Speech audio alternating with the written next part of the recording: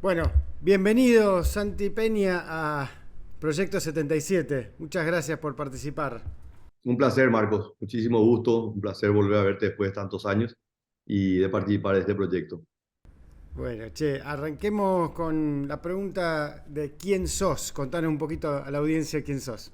Bueno, yo soy Santiago Peña, tengo 44 años, soy de Paraguay, soy hijo de madre argentina, de un padre que fue a la Argentina con 12 años a estudiar pupilo al colegio, estudió allá, se casaron, nacieron dos hermanos mayores y en el año 76 vinieron al Paraguay y desde ese momento se quedaron acá.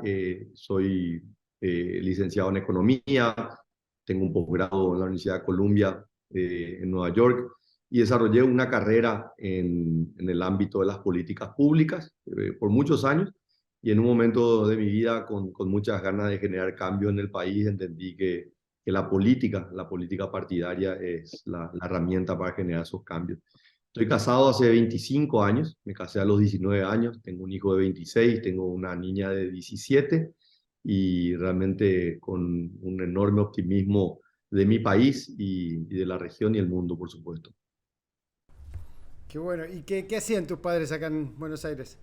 Bueno, papá trabajaba en el comercio allá por el año 75, 76, en una de las tantas crisis de hiperinflación. Mamá ganaba más plata vendiendo tortas y repostería de lo que ganaba papá como un funcionario, como un trabajador en una empresa. Y bueno, dijeron, vayamos a probar suerte a Paraguay. Papá le dijo que sería solamente por 1 o 2 años y nunca más volvieron, así que mamá hasta ahora se lo reclama. Papá siempre estuvo en el ámbito privado, en el comercio, fue una figura en su momento importante en el mercado de capitales, fue presidente de la Bolsa de Valores, tuvo actividad bancaria y financiera, y hace unos 25 años, papá con 79 años sigue trabajando, trabaja para una empresa argentina, se llama Carlos Casado, que tiene emprendimientos agrícolas y ganaderos acá en Paraguay. Y mamá cuidando de los nietos y ya bisnietos a esta altura. Che, ¿y se vivía clima político en tu casa? ¿De dónde sale la vocación política esa que hablas? La verdad que no, Marcos. O sea, que a pesar de que en la familia hay raíces de personas con muchísima trayectoria, del lado de mamá, soy sobrino bisnieto de Alfredo Palacios. Ah, Eh, mira. Imagínate por ese lado todas las historias que escuché. Alfredo no tuvo descendientes, nunca se casó, pero el hermano Alfredo es el padre de mi abuelo, Néstor Palacios, que también fue presidente de la Unión Argentina de Rugby por muchos años, fundador del Hindú Club. Y bueno, yo también jugué muchos años rugby aquí en Paraguay por el seleccionado, jugué 2 mundiales juveniles. Y por el lado del papá, somos descendientes de quien fuera el primer presidente del Paraguay, José Gaspar Rodríguez de Francia, después de la independencia de 1811. Una figura política muy importante, descendientes de él fueron quienes fundaron el Partido Colorado, pero en el vínculo más cercano de mi abuelo, que fue un escritor muy importante en Paraguay, y mi padre, ninguna vinculación política partidaria. Yo sí tenía desde muy temprano una vocación de servicio, trabajé desde los 20 años, ya estaban en la facultad cuando ingresé al Banco Central del Paraguay en el área de investigación económica. Estuve ahí varios años, me fui en un momento a trabajar a Washington, al Fondo Monetario Internacional, recorría países de África y ahí descubrí un Paraguay realmente enorme y parece bastante contradictorio ir a encontrarlo en África, ¿verdad? Pero cada lugar que visitaba, lo único que pensaba, qué país maravilloso es el Paraguay, las oportunidades, los recursos, la gente. Y bueno, eso me trajo a Paraguay hace un poco más de 10 años, ya como director del Banco Central, tenía apenas 32 años, me convertí en el director más joven en la historia del Paraguay. Y yo pensaba que desde esa posición podía generar los cambios que el país necesitaba, ¿verdad? Y a pesar de la importancia del rol que tiene un banco central, tiene también enormes limitaciones. Y trabajando en diferentes áreas y apoyándole al gobierno, bueno, tuve el ofrecimiento en el año 2015 de ser ministro de Hacienda. Con 36 años me convertí en el ministro más joven de nuestra época, ¿verdad? Porque 100, 200 años atrás era muy común, la expectativa de vida era muy baja, así que tener ministros jóvenes era una moneda corriente, pero en esta generación ya era muy difícil llegar a ese cargo a esa corta edad. Y trabajé durante muchos años ahí, estuve casi 3 años como ministro de Hacienda, y a pesar del enorme rol y la importancia que tiene el Ministerio de Hacienda, tiene sus limitaciones. Y esas son las limitaciones que encontré en la interacción con los actores políticos, senadores, diputados, gobernadores, intendentes, donde yo con mucha ingenuidad les iba y le quería dar como un profesor de economía las clases del desarrollo, decirles cómo funcionaba, cuál era el camino que el Paraguay tenía que seguir, reconociendo nuestra historia, nuestro presente y cómo construir un mejor futuro. Y en una conversación, Marco, que para mí fue fascinante, que me abrió los ojos, me plantea un senador, me dice, y muy bien, ministro, todo lo que usted nos está contando, pero ¿cuántos votos tiene usted? Mm. Y yo no entendí la pregunta. Y le digo, no entiendo, senador, ¿cuál es yo soy ministro de Hacienda. Sí, sí, usted es ministro de Hacienda, usted tiene un voto. El voto de confianza que le dio el presidente de la República cuando lo nombró. Usted sabe lo que me costó a mí llegar acá. Usted sabe lo que cuesta para ser diputado, senador de la nación, la cantidad de personas que uno tiene que convencer, los reclamos que tiene que escuchar. Y ahora usted viene con un lindo traje y un PowerPoint a decirnos lo que nosotros tenemos que hacer. No, esto no funciona así. Salga a la calle, hable con la gente. Cuando la gente le confíe a usted, ahí usted va a poder hacer lo que usted cree que es bueno para este país. Mientras tanto, tiene que pedirnos a nosotros. Y para mí fue duro en ese momento, pero en realidad me dio una lección de democracia, me dio una lección de cómo se preservan las libertades. Y es finalmente el pueblo quien decide a quién darle el poder de poder llevar adelante una gestión. Y bueno, fue lo que me motivó, tenía 37 años y fue lo que me motivó a decirme, bueno, los cambios van a venir a través del mandato popular, de la gente. Y yo tengo que salir a hablarle a la gente. Entonces, empezaba a pregonar de que había que involucrarse en política pública, que había que involucrarse en la política partidaria, que la democracia, que a pesar de que es muy cuestionada, es por lejos el mejor sistema político. La democracia funciona sobre la base de partidos políticos, de la militancia, de poder juntar dentro de algunos principios y valores, ideas, las aspiraciones que tienen todas las sociedades. Y bueno, en ese camino me enfrento ante la posibilidad de ser candidato a presidente en el 2017. Y estaba muy fresco yo, estaba muy fresco, pero estaba determinado que ese era el camino. Así que acepto, y durante 5 meses comencé con un 8% de intención de voto y terminé con cerca de 45%. Fue una elección muy cerrada, perdí contra el actual presidente del Paraguay, Mario Abdo Benito. Y en ese momento dije, ¿y ahora qué? Y bueno, ahora hay que continuar. Esto es un esfuerzo de una vida y no necesariamente se puede construir solamente desde un cargo público.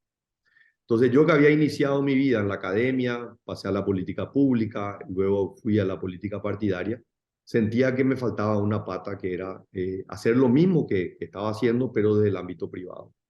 Y trabajé los últimos 4 años y medio en el sector privado, en el sistema financiero, y la explicación por qué quería trabajar en el sistema financiero era porque quería poder trabajar con el sector privado de la manera más amplia. Y el sistema financiero te permite trabajar con el sector agrícola, el ganadero, el comercial, industrial, poder ver la realidad del pequeño emprendedor, de la pyme, pero también del mediano y el grande. Así que fue una experiencia muy rica que me permitió tener esa mirada 360 del país, desde los diferentes ángulos, y obviamente eso reforzó mi convicción que tenemos una oportunidad tremenda, no solamente Paraguay, la región y el mundo, pero tenemos que lucharla desde adentro. Así que a comienzo del año pasado me llegó nuevamente la posibilidad de ser candidato, de ser nuevamente precandidato, y no dudé un segundo. Salí y bueno, volqué a pesar de tener 43 años en ese momento. Todavía me siento con una juventud y una posibilidad de seguir aprendiendo, pero sentía que el camino transcurrido había sido bastante importante y que podía volcar toda esa experiencia nuevamente en esta elección. Y el 18 de diciembre, el día de las primarias, gané con más del 50% de los votos y me convertí en candidato de un partido que ha estado en el poder, excepto en el periodo 2008-2013 de Fernando Lugo, estuvo 70 años en el poder. Y uno podría pensar que que el partido es el impedimento de los cambios, y la realidad es que el Partido Colorado, un partido que se crea después de la guerra de la Triple Alianza, ha sido la fuente de renovación política en el Paraguay, y yo soy la prueba viviente, ¿verdad? Yo Claro. no tengo militancia, no tengo una larga trayectoria partidaria, pero el partido me ha abierto las puertas para poder proyectar desde el partido una visión más moderna del Paraguay. Te hago un par de preguntas, hay un montón que me surgen, pero una que me siento identificado, que es el tema de la juventud, ¿no? Y de por ahí de ser muy joven en cargos donde no es muy habitual. Me hace acordar una anécdota cuando vino el presidente de Japón en ese momento, Shinzo Abe, y estábamos en la comida de Estado, etcétera, con la mujer, y me dice, ¿y qué rol cumplís vos? No, soy jefe. Dice, pero en mi país la gente joven no ocupa esos lugares, decía, ¿no? Japón tiene una cosa. ¿Cuánto sentís o cuánto sentiste a lo largo de tu carrera, arrancando en el Banco Central y para adelante, que era una fuente de tensión o de conflicto con los mayores el tema de ser joven? ¿Cuánto sentís que fue una amenaza de alguna manera? Fue muchísimo, o sea, la verdad, a los 17 años tuve que enfrentar la paternidad. O sea, en realidad yo ya lo viví mucho tiempo antes de tener que enfrentarlo en el ámbito laboral. O sea, es muy difícil entender que seas padre a los 18 años. O sea, entonces, en eso como que fui forjando, y la paternidad cumplió un rol muy importante en mi formación. Cuando a los 17 años le voy y le planteo a papá, eh, mi novia está embarazada, y yo soy mi padre de esa generación que no hablaba mucho con los hijos, ¿verdad? Yo hablo mucho hoy con los chicos, hoy te cuestionan, te dicen las cosas que no les gustan. Yo no tenía ese trato con mi padre, pero cuando le dije eso, fue como que generó un cambio muy rápidamente. Mi padre entendió, yo necesito tener otro tipo de contacto con mi hijo, otro tipo de conversación. Y él me dice, mira, Santi, el día que yo no esté, el día que yo deje este mundo, yo no te voy a dejar ni tierras, ni te voy a dejar empresas. Yo lo único que te voy a dejar, lo único que vos vas a heredar es tu educación. Es lo que te va a permitir progresar, es lo que te va a... Entonces yo le di mucho énfasis a la academia. Yo entendía que la academia iba a ser mi herramienta para poder progresar y obviamente para poder proveer a mi familia. Ya tenía un hijo que dependía de mí, una señora que dependía de mí. Entonces desarrollé ese sentido de responsabilidad que impresionante, Marcos, a mí me ayudó mucho en mi carrera del servicio público. Porque yo digo, no es fácil tener esta vocación de servicio, porque uno hace cosas que difícilmente la gente reconozca. El servicio público es tremendamente ingrato. Uno hace un esfuerzo enorme y es muy difícil de cuantificar el beneficio, ¿verdad? Cuando estaba en el Banco Central, explicar la importancia de la inflación baja y estable, o cuando estás en el Ministerio de Hacienda, ¿cómo le explicas a la gente que el déficit fiscal es la causa de la gran parte de los problemas en las economías y que eso perjudica? Entonces, fui desarrollando esa vocación y yo creo que venía desde el lado de la paternidad. Entonces, cuando yo entré ya en el mercado, digamos, laboral, y yo ya venía con ese training de ser siempre el más joven. O sea, en cualquier reunión siempre era el más joven y era el que tenía un empuje y el que tenía las ganas de poder progresar. Entonces, a los 32 años, cuando llegué al directorio del Banco Central, que ahí sí ya era una posición más formal, era una posición ejecutiva, ahí decía, bueno, yo no puedo fracasar, yo tengo que estar a la altura del gran desafío. Pero donde yo veía las grandes tensiones generacionales, se da desde una óptica diferente a mi propia edad en particular, sino a la generación que represento. Y te voy a explicar por qué. En el Paraguay vivimos 35 años de una dictadura. Alfredo Stroessner gobernó con mano firme, fue una de las dictaduras más largas de América Latina. Y en el año 89, cuando Stroessner se fue, yo tenía 10 años. O sea, para mí, ese proceso de 35 años es parte de la historia. Es como que hablemos de la guerra de la Triple Alianza, la guerra del Chaco. El contexto histórico es de dónde venimos.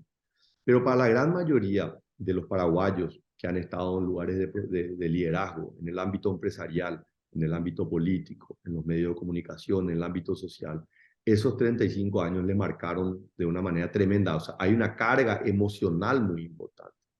Y yo no dimensionaba esto, y es interesante, ¿verdad? Porque fue nuevamente en una conversación con mi padre, donde yo le hablaba de, bueno, cuáles eran las ideas que tenía en temas de seguridad social, cómo mejoramos la calidad de la educación, cuál es el Paraguay que yo me imagino para los próximos 30 o 40 años. Y él se quedó colgado en una conversación, Marco. Y digo, papá, ¿estás bien? Le digo, sí, sí, estoy bien. ¿Y qué te pasa? Me dice, no sabes la envidia que te tengo, Santi. ¿Por qué? Porque tu generación, la generación que vino después de la nuestra, se imagina un Paraguay diferente al que nosotros tenemos. ¿Y por qué pueden hacer eso? Porque tienen esperanza. Y para generaciones que vivimos 35 años, exactamente lo mismo. Perdimos la esperanza al cambio. Perdimos la esperanza al cambio. Entonces, para mí se volvió muy evidente eso. Más que una tensión generacional conmigo como joven, yo veo esa tensión generacional con esa generación que creció y se desarrolló previo al 89, con aquello que estamos viviendo, viniendo después del 89, con una impronta diferente, con un Paraguay que se quiere insertar al mundo. El Paraguay de los 60, los 70, era el Paraguay que describía un gran escritor paraguayo, Augusto Roa Bastos. Y él decía, el Paraguay es una isla rodeada de tierra. O sea, un país sin litoral marítimo, pero un país que se había aislado del mundo. Y no podés cuestionar por qué los paraguayos se aislaron. Si se fue una guerra de exterminio, o sea, la guerra de la Triple Alianza fue, borremos al Paraguay del mapa. Perdimos 60% del territorio, 90% de la población masculina, pero probablemente el mayor impacto en el proceso del desarrollo fue que entre 1880, la guerra termina en 1870, entre 1880 y 1920 se dio el mayor flujo migratorio en la historia de la humanidad. Se calcula que 80 millones de europeos vinieron al continente y son en gran medida los que trajeron el conocimiento de la agricultura, de la ganadería, de la industria, del comercio, pero trajeron también algo que era un concepto muy desconocido en nuestra región, que era el concepto de las instituciones, un concepto anglosajón, ¿verdad? Como un concepto de reglas y normas se construyen por encima de las personas, ¿verdad? Y bueno, eso es lo que le impidió a Paraguay durante mucho tiempo consolidar las instituciones en la primera mitad del siglo pasado y la segunda mitad dominada por esta dictadura de Stroessner. Entonces, nuestra historia está marcada por estos eventos que se fueron dando y muchos de estos eventos son desconocidos para gran parte. Yo los yo los vivo en primera persona, porque yo con 44 años, a 45 días de ser electo presidente de la República, y sigo siendo el actor más joven dentro de la vida política. Nos ha dado esa renovación demasiado No, fuerte. se está dando, pero de alguna manera yo pienso que yo soy un adelantado a mi generación. Y soy un adelantado porque por condiciones que están totalmente ajenas a la política, por una condición personal, yo tuve que empezar y a remarla de más temprano. O sea, cuando hay hoy políticos que están empezando a los 35, a los 40 años, ¿cierto? Yo no estaba en política partidaria, pero yo empecé en la política pública a los 20 años. Yo ya tenía esta visión. Hace 5 años, cuando yo me presentaba en los escenarios como un nuevo político, yo decía, señores, yo puedo no tener mucha experiencia de política partidaria, pero probablemente soy el político que tiene más experiencia en política pública, de cómo desarrollamos este concepto institucional que es lo que permite finalmente que el país pueda progresar y pueda generar los beneficios, que es lo que quiere la política partidaria. Estaba nomás disociada o queríamos pensar que el trabajo técnico estaba disociado del trabajo político. No, en realidad está vinculado, no podés separar lo político de lo técnico. Entonces, hoy, ¿qué les digo? Yo soy un político con alto conocimiento técnico en el funcionamiento del Estado. Sí, y un tema más ligado a esa juventud, decías el tema del rugby, jugaste en la selección, que contá un poco esa historia, cómo fue tu vínculo y cómo es hoy tu vínculo con el deporte y con el cuidado físico en plena campaña. Fascinante, fascinante en todos los ámbitos. El rugby que para aquel que no lo vivió puede ser muy cuestionado, ¿verdad? Y lastimosamente de repente, como lo que pasó con este chico Fernando en la Argentina, que lastimosamente no es la culpa del deporte, ¿verdad? Todas las referencias a los rugbyistas, no, no es la culpa del deporte. El deporte cuando uno lo conoce probablemente es un deporte que más fomenta valores, respeto. Para mí ha sido siempre una gran escuela hasta hoy. La práctica del deporte me ha dado la disciplina, la concentración, la motivación. Pero fue muy interesante porque yo te contaba que mi abuelo jugó rugby, fue presidente de la Unión Argentina de Rugby, pero mi vínculo con el deporte no vino a través de él, vino a través del colegio, estando en el colegio con un grupo de amigos, decidimos, yo tenía 12 años y bueno, me fui al club y me acuerdo que al año que empecé a practicar, y obviamente no era el más destacado, era muy flaco, no era rápido, no era hábil, me voy con el grupo a una gira a La Plata, a la Ajá. Argentina, ¿verdad? Y siempre las giras eran el espacio donde uno se unía, donde uno tenía la posibilidad también de poder desafiarse con equipos de mejor nivel que el que teníamos nosotros acá en Paraguay. Y me acuerdo que nos fuimos a jugar con el Club de La Plata y nos llenaron la canasta, nos llenaron de tries. Y al terminar el partido, yo me acuerdo que yo había jugado de centro y todo era por el centro, y pasaban los jugadores. Y me dice el entrenador, ¿verdad? Que era una persona que la conocía, era amigo de la familia. Me dice, Santi, vos no servís para esto. Anda a practicar otro deporte, anda a jugar fútbol, anda a jugar tenis, anda a hacer natación, pero no, el rugby no es para vos. Me dio tanta rabia, no sabes la rabia que me dio. Y me dije, no voy a parar hasta ser un buen jugador. Entonces, el talento no fue una particular nunca en ninguno de los ámbitos de mi vida, pero sí el esfuerzo, el sacrificio, la perseverancia, siempre fue el camino que elegí. Bueno, eso me llevó a jugar en la selección nacional, ir a jugar 2 mundiales juveniles, jugar por muchos años también en seleccionado nacional de mayores y a nivel de clubes también. Realmente fue un deporte que cultivé amistades, pero principalmente cultivé valores, la palabra esfuerzo, sacrificio, el saber convivir con la derrota, o sea, el haber perdido una elección en el 2017 no significó absolutamente nada, man. O sea, ese día, cuando me levanté a la mañana, dije, hice todo lo que estaba a mi alcance, dejé todo en la cancha y bueno, ahora finalmente va a ser el resultado que tenga que ser. Y la noche, cuando se dieron a conocer el resultado, estaba entero, estaba sabiendo que la vida me iba a dar revancha. Yo sabía que iba a tener mi revancha y bueno, acá estoy. Pasé las primarias el 18 de diciembre y creo que para ganar creo que hay que saber perder también. Así que creo que hay mucha enseñanza en las derrotas, ¿verdad? Ah, bueno, Para cómo mejorar. Entonces, la verdad que ocupa un lugar especial. Me mantengo siempre muy activo. En algún momento de mi vida hice ecoaventuras, hacía carreras en bicicleta, me permitió conocer muchísimo de mi país, lugares maravillosos. Trato siempre de mantenerme, y más que una cuestión física, una cuestión mental, ¿verdad? Es como una terapia el ejercicio para mí. está buenísimo.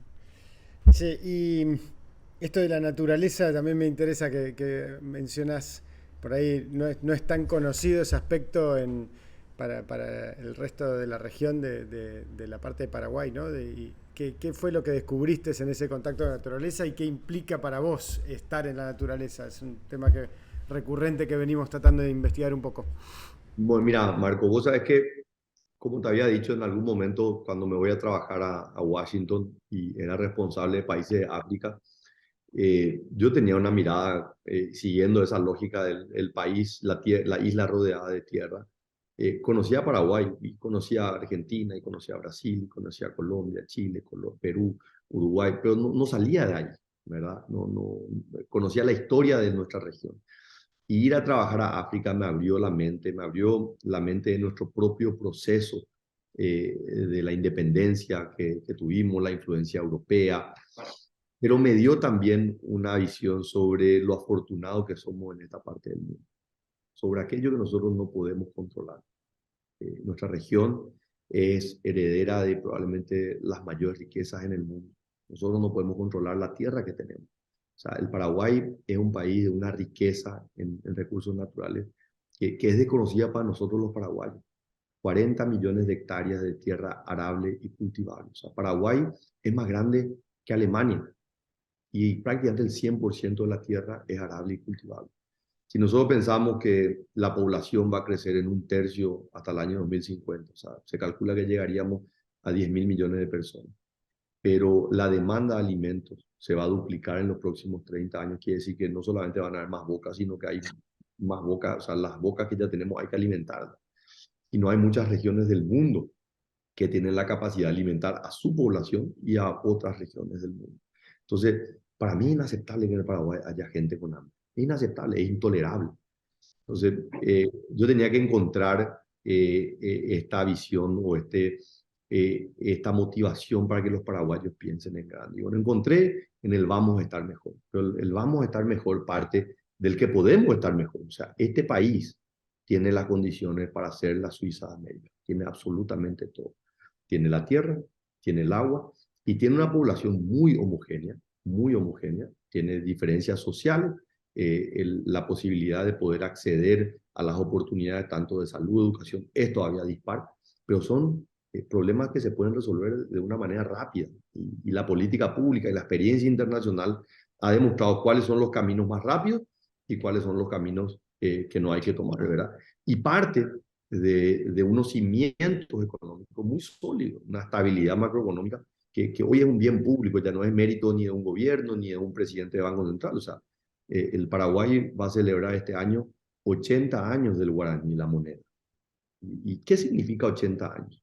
Y significa que el Brasil cambió 10 veces su moneda en ese periodo, la Argentina le sacó 16 ceros a su moneda, y el Paraguay en este escenario de inestabilidad, donde dos países muy grandes, y el Paraguay ha sabido mantener esa estabilidad, y el efecto contagio cada vez ha sido menor. Entonces, veo esa conexión con esos recursos naturales, pero también tenemos que saber que no podemos tener la misma visión que se tenía hace 100 años, porque hoy tenemos nueva información, hoy tenemos información donde podemos hacer un desarrollo productivo, pero que no perjudique al medio ambiente. Entonces, yo soy parte de esa generación que la palabra medio ambiente forma parte del abanico de política pública. Es básico. Como hablamos de la estabilidad monetaria, la estabilidad fiscal, el control del medio ambiente es fundamental. Entonces, hoy Paraguay, y es impresionante cómo estamos descubriendo el potencial que tiene el Paraguay. Se está construyendo una planta de celulosa en Paraguay. Entonces, la planta de celulosa, ¿qué es lo que está diciendo? El Paraguay tiene el potencial de generar un negocio forestal que hoy es totalmente desconocido. No hay muchas regiones del mundo. Se calcula que Paraguay debería plantar 1 millón de hectáreas de bosques en los próximos años para poder generar la madera que van a necesitar las plantas de celulosa. Entonces, no es pensar a ver cómo deforestamos los bosques. No, nosotros tenemos que cuidar los bosques que tenemos. Nosotros tenemos que entrar al mercado de los certificados de carbono. Paraguay no es un riesgo para el medio ambiente. El Paraguay es una solución para el problema del medio ambiente a nivel mundial. Entonces, mientras a nivel mundial se debate, ¿verdad? Los mecanismos de preservación y el Paraguay, claro, ellos tienen que preservar después de haber deforestado absolutamente todo. La gran ventaja del Paraguay es que en este proceso de desarrollo tardío o rezagado con el resto de los países, lo podemos hacer bien. Podemos desarrollar el Paraguay, pero lo podemos hacerlo en consonancia con un medio ambiente. Así que creo que este retraso en nuestro proceso de desarrollo también nos ofrece enormes oportunidades para hacerlo bien también.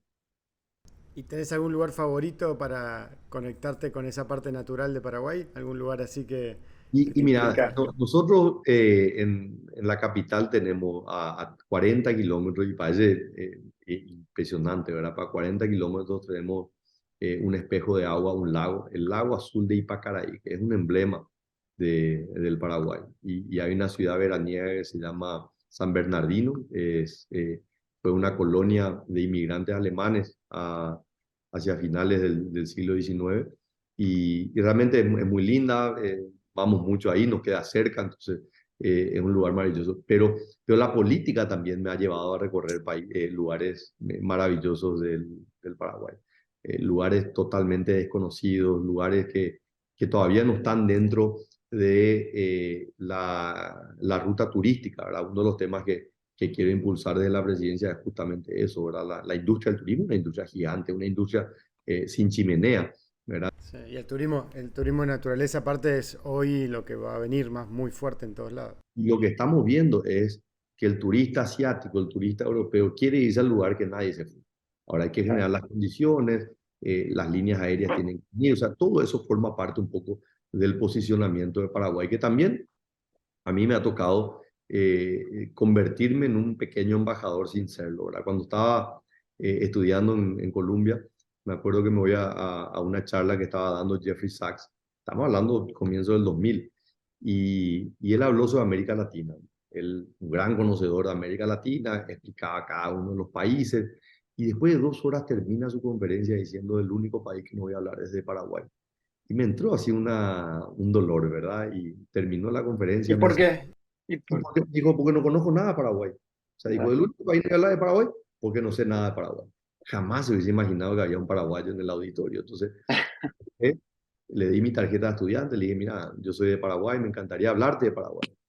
Y efectivamente, después de unos días me llamaron de su oficina, conversé con él y se fue, vino a Paraguay, vino en el año 2003 y bueno, a partir de ahí se quedó conectado con este país.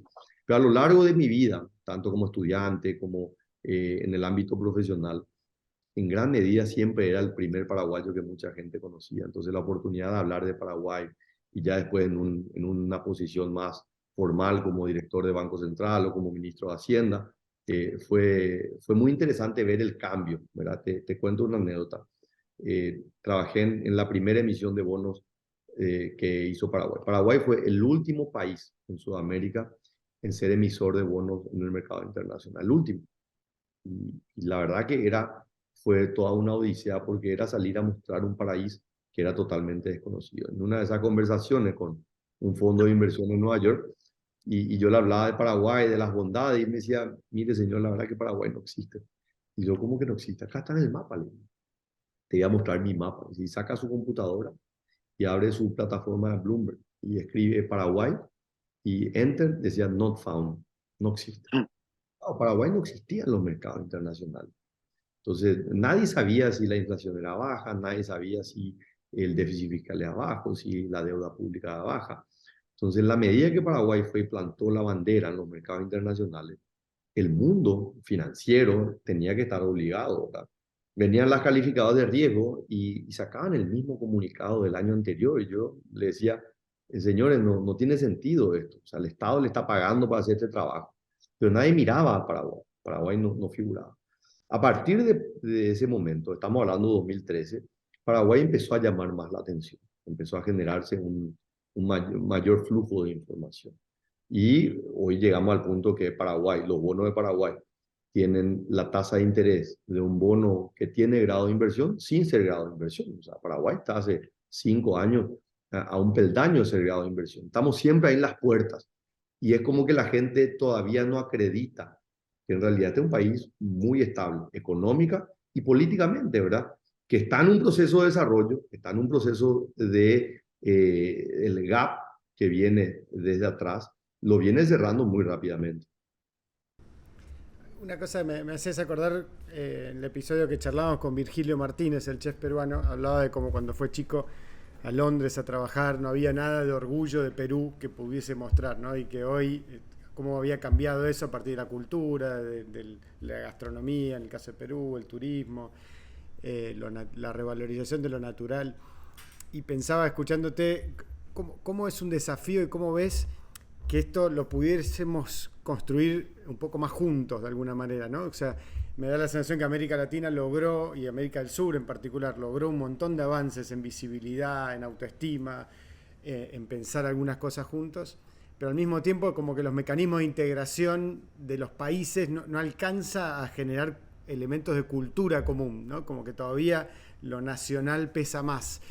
¿Cómo te imaginas eso y cómo pensás que se puede trabajar? Y creo que son momentos en la historia que hay una confluencia de liderazgo en cada uno de los países, ¿verdad? Y los liderazgos, yo eh, rechazo el tema ideológico, ¿verdad? O sea, yo tengo mis creencias, pero yo rechazo que nos encasillen de derecha o de izquierda, porque estos son títulos que te quieren dar, ¿verdad? Entonces, creo que hay momentos en la historia y se ha demostrado. Y yo creo que un momento en nuestra región fue en el 91 con la creación del Mercosur. Paraguay salía de la dictadura, tenía una visión de poder integrarse a la región y al mundo. En la Argentina, la llegada de Carlos Menem, en el Uruguay un político como Luis Lacalle, y en Brasil una figura como Fernando Enrique Cardoso, ¿verdad? O sea, esa unión de cuatro presidentes fue la confluencia. Yo quiero ser parte de ese momento. A mí me toca ganar las elecciones en 40 días. En Argentina van a tener elecciones en unos meses más.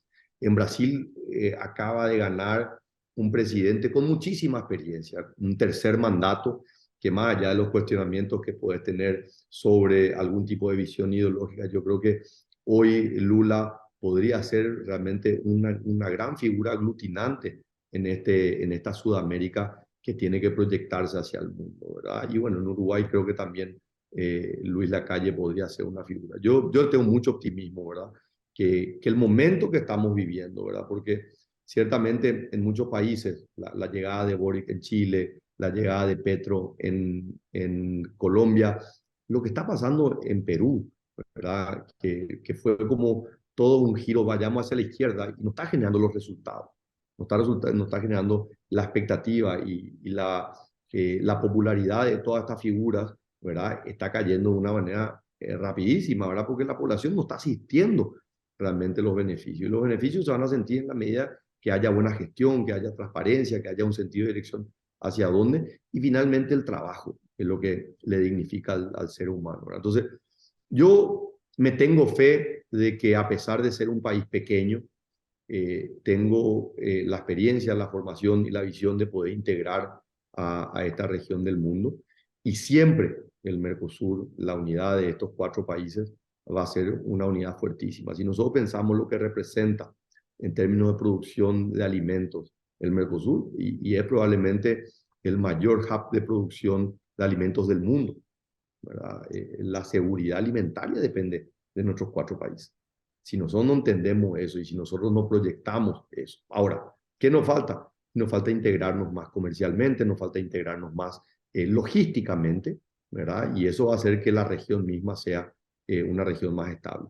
Si nosotros comparamos Mercosur con Asia y vemos que Asia es mucho más estable en términos económicos porque está mucho más integrada.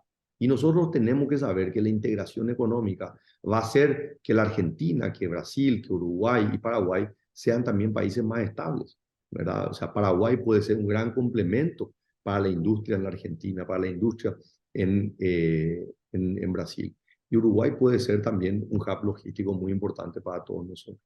La clave es cómo nosotros transmitimos esos beneficios, que son finalmente la visión política. Yo ahí donde me tengo una fe enorme de poder sentarme en la mesa chica con otros tres presidentes y utilizar todo mi conocimiento en este ámbito para poder llevar adelante este tipo de agendas.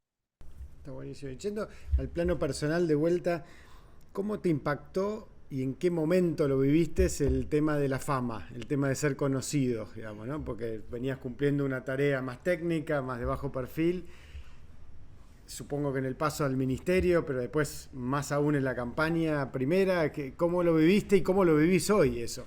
Sí, la verdad que yo nunca, de joven, nunca fui una figura, o sea, yo no me involucraba en el centro de estudiantes del colegio, en la universidad, o sea, es como que estaba yo en mis cosas, ¿verdad?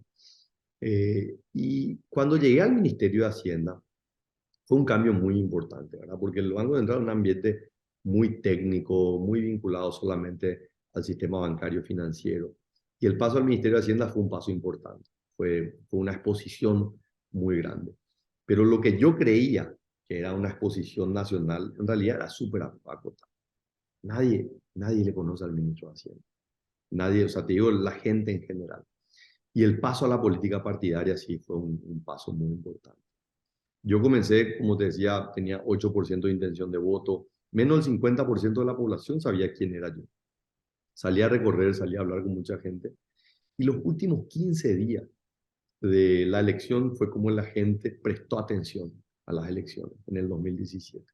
Ahí yo sentí el cambio. Entonces, después de las elecciones, fue ya no tenía ni un cargo público, yo no quería trabajar en la administración pública, no ya si no se decía, yo no quiero vivir de la política, yo quiero hacer algo diferente. Y ahí la gente me empezó a percibir de una manera diferente, como que se abrió más. y no sé, me iba a la calle, la gente se acercaba, saludaba y me decía, tenés que candidatarte de vuelta. Y yo decía, bueno, hay que ver, no sé qué va a pasar. Empecé a dar muchas charlas, me fui a la universidad, me plantearon para tomar clases, o sea, enseñar algunas clases, yo ya había enseñado en la universidad y ahí dije, no, ¿por qué limitarme a un semestre, a un aula? Y empecé a dar charlas. Entonces empecé a dar charlas en universidades, en colegios, empecé a mostrar un poco mi camino, mi transitar. Y fue muy gratificante en ese sentido, ¿verdad? Entonces cuando hace unos meses o el año pasado tomé la decisión de candidatarme nuevamente, ahí sí ya tenía un nivel de conocimiento altísimo. Y la gente ya me percibía no como un político, sino como un ciudadano que tiene ganas de servir, que tiene ganas de involucrarse y obviamente ya tenía la experiencia política, ya había recorrido el país varias veces, ya había llegado prácticamente a todos los segmentos, ¿verdad? Había compartido con pequeños productores en el campo, con emprendedores en la ciudad, con universitarios, con empresarios. Creo que eso me ayudó muchísimo. ¿Cómo lo vivo? Y lo vivo con mucha humildad, con los pies sobre la tierra. Eh, Creo que el cariño de la gente es algo muy lindo, pero también, como dicen, no hay que creérsela, ¿verdad? Yo creo que en la medida también que la gente perciba que nos estamos honrando esa confianza, se vuelve una carga muy pesada. Mi familia en general, mi esposa es de un perfil súper bajo, o sea, mi núcleo familiar lo cuido muchísimo. Mi hijo es un emprendedor, tiene su propio negocio, mi hija está en el colegio todavía en el último año. Ellos no participan públicamente de la campaña, ¿no? Casi nada. Mira, Leti ahora en las últimas semanas como que se está enganchando, me está acompañando a actos en el interior, pero para mí fue fundamental también preservar a mi familia de la exposición, ¿verdad? Porque la exposición muchas veces tiene su lado positivo, pero también tiene su lado negativo, ¿verdad? Yo creo que la política saca lo mejor del ser humano, pero también saca lo peor del ser humano, ¿verdad? Hay mucho odio, mucho rencor, y bueno. ¿Cómo vivís esa parte? ¿Cómo vivís esa parte más conflictiva? Y sobre todo ahí, ¿qué relación tenés con tu celular y con las redes sociales y con las noticias sobre vos? No, vos sabés que con los años desarrollé una piel de cocodrilo, ¿verdad? Ya, y aparte, no sé, por alguna condición, como yo le digo a mamá, pues yo tengo el carácter de mi madre, ¿verdad? Soy muy tranquilo, en el pánico y en el caos alrededor mantengo la calma y eso me ha ayudado a lo largo de la vida. Realmente me concentro en los problemas que los puedo resolver y en los que no puedo resolver, simplemente busco la paz interior. Tengo mi lado espiritual en el sentido que soy creyente, me encomiendo a Dios, soy católico, entonces creo que la fe ayuda muchas veces a aceptar aquello que uno no puede cambiar, ¿verdad?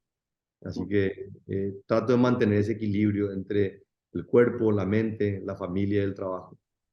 ¿Y trabajás también en el aspecto de salud mental de alguna manera? Digamos, ¿cómo es tu relación con eso? Vos sabés que es una materia pendiente, ¿verdad? Disfruto la reflexión, el análisis, la introspección. O sea, soy una persona que me encanta cuestionarme a mí mismo y me encanta que me cuestionen. Tomo la crítica con realmente una tranquilidad tremenda. Entonces, yo siempre digo que en alguna vida anterior habré sido psicólogo o psicoanalista, así que de repente tengo amigos que son psicólogos y bueno, le digo, bueno, vení a casa, vamos a tomar una botella de vino y conversemos. Les pido que me analicen, pero al final termino analizándoles yo a ellos. Realmente, mira, es una materia, me gustaría hacerlo más estructurado, sí, pero creo que hay un valor enorme en eso, ¿verdad? Creo que nosotros muchas veces subestimamos la salud mental y cómo la ejercitamos y cómo la cuidamos, que es fundamental. Más todavía ahora, después de la pandemia, creo que esto ha dejado secuelas terribles, principalmente en gente joven, que no estamos todavía visibilizando esta problemática. Ahora, uno de los desafíos, me imagino, vos sos una persona muy terrenal, se te ve muy en eje.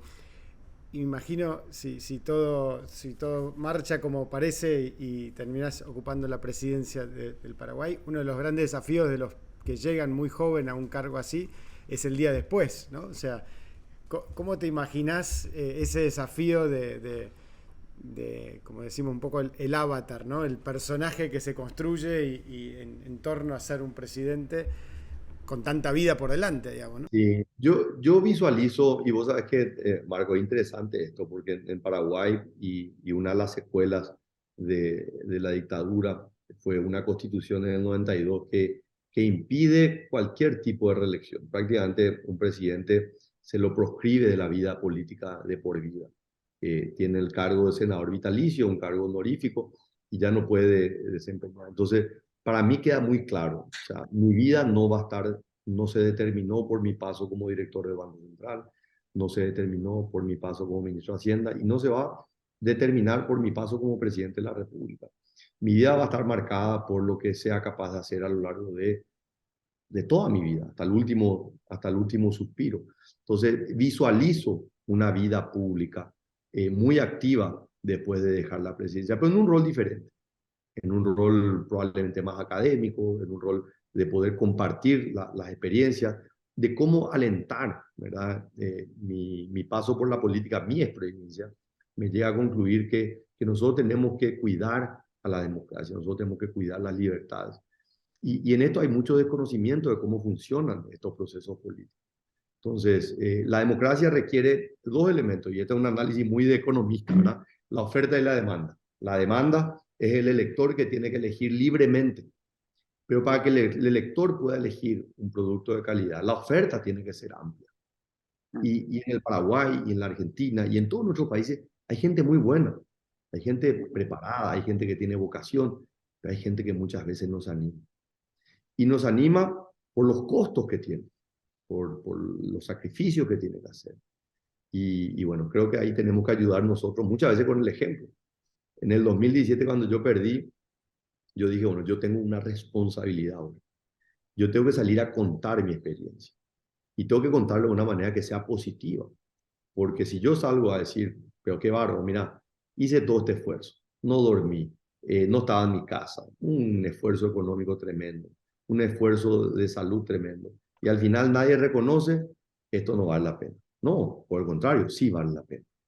Y salí a contar la experiencia que tuve, la posibilidad de poder ver un Paraguay y paraguayos que realmente sueñan para poder progresar y que la vida está hecho de esto, ¿verdad? De que de éxito, de fracaso, que para mí era un proceso de aprendizaje y que veía con mucho optimismo. Entonces, yo veo que también mi paso por la presidencia va a ser la posibilidad de poder contar todo lo que pude hacer y todo lo que todavía falta por hacer para que otro tome la posta. Entonces, en la medida que alentemos a más gente con vocación de servicio, de involucrarse en la política partidaria, creo que la oferta electoral también va a mejorar y el resultado finalmente de la democracia va a mejorar. Está muy bueno. Para ir terminando, ¿qué le dirías a Santi de 18 años? Acaba de ser padre, viene del Mundial de Rugby. ¿Qué le aconsejarías? Seguir luchando, seguir luchando. La vida, no hay nadie que te pueda decir no puedes.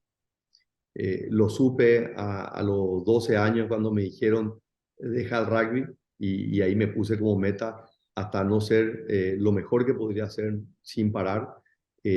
Cuando tenía que terminar el colegio, porque tenía un hijo y cuando pues, gente no tenía mucha fe, seguir luchando, seguir luchando, seguir luchando. Entonces, realmente no tengo ninguna duda.